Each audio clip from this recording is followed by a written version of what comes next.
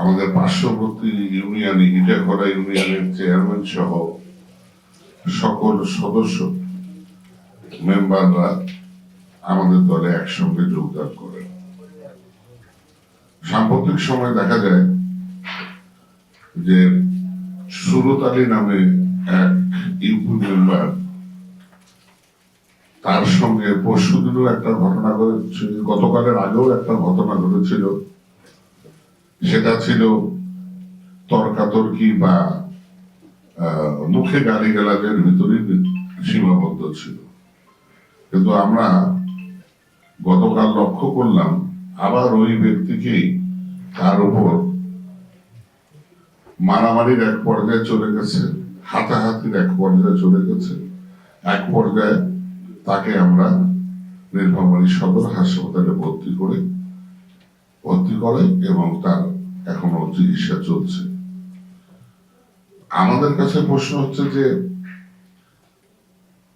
নীলফামারী, যেটা আমার সদস্য সচিব বলেছেন, আমার নেতৃবৃন্দ আছেন, আপনারাও জানেন, নীলফামারী শহরটা বা নীলফামারী জেলাটা আমরা কিন্তু রাজনৈতিক ভাবে ওভাবেই কিন্তু প্রতিহিংসামূলক রাজনীতি, এই রাজনীতি চর্চাটা অন্তত বিএনপি করে না।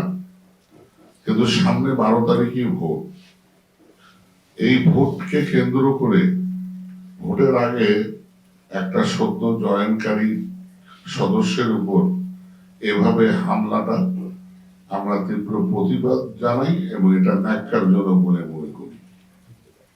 যেটা ছোট ছোট কিছু ঘটনা আছে যেটা নির্বাচনের সময় হতেই পারে, যেমন পোস্টার ছিঁড়ে ফেলা, ব্যানার ছিঁড়ে ফেলা, কারো সম্বন্ধে কটূক্তি করা, এগুলি কিন্তু আমাদের কাছে অবরোহ অভিযোগটা আসে, কিন্তু আমরা সেটাকে গুরুত্ব সহকারে ওভাবে নেই না, কারণ ম্যান টু ম্যান ভেরি করে। কিন্তু যখন হাতাহাতি পর্যায়ে একজন কাকে গায়ে হাত তোলা হয়, তাকে হসপিটালাইজ হতে হয়, তখন আমরা একটা সংখ্যা বোধ করি।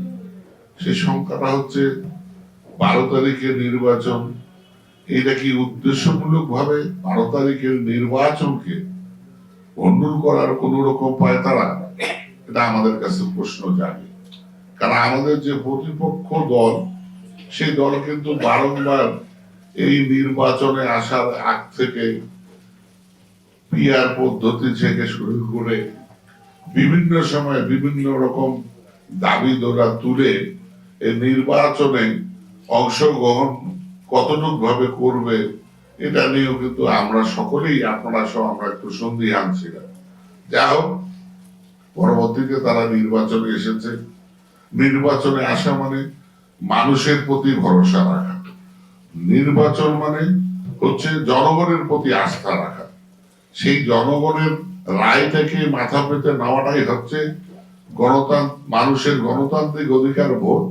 এই মানুষের গণতান্ত্রিক অধিকারটাকে, মানুষের এই মূল্যটাকে যাতে তারা সকলেই আমাদের সম্মান করা উচিত।